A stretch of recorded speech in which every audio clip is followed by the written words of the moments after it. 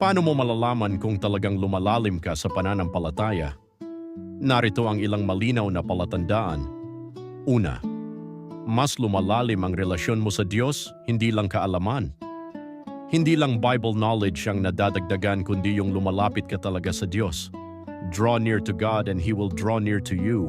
James 4:8. Now, ang tanong sa sarili, mas hinahanap ko ba ang presensya ng Diyos kahit walang nakakakita? Nagiging personal ba ang panalangin ko, hindi lang routine?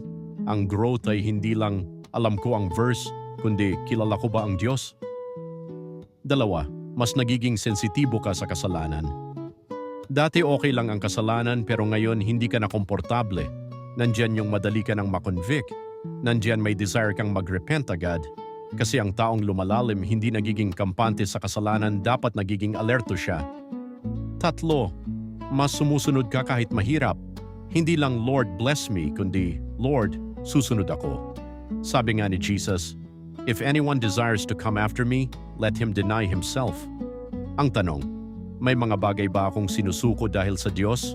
O sumusunod ba ako kahit hindi ko naiintindihan lahat? Depth is proven by obedience, not emotion. 4. Mas nakikita ang bunga ng Espiritu sa buhay mo. Hindi lang gifts, kundi character. Kaya naman check yourself. Kung mas mapagmahal ba ako ngayon? Kung mas mahaba na ba ang pasensya ko? O mas may kapayapaan ba ako kahit may problema? Ang tunay na growth nakikita sa ugali, hindi lang sa ministry. 5. Mas nagiging dependent ka sa Diyos, hindi sa sarili. Habang lumalalim ka, kapatid, mas nare-realize mo na kailangan mo ang Diyos sa lahat ng bagay. Hindi ka nagiging mas confident sa sarili, kundi nagiging mas dependent ka sa Diyos. 6. Mas may puso ka sa iba, love for people.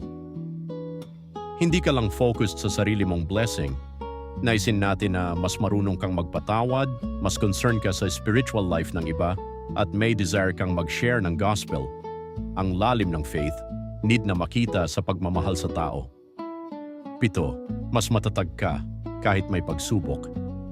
Don't get me wrong, kapatid. Hindi ibig sabihin wala na ang problema kundi hindi ka na basta-basta natitinag. Ang mature na pananampalataya, steady kahit may storm. Kaya kapatid ko kay Kristo, hindi ang tanong ay, matagal na ba akong Christian?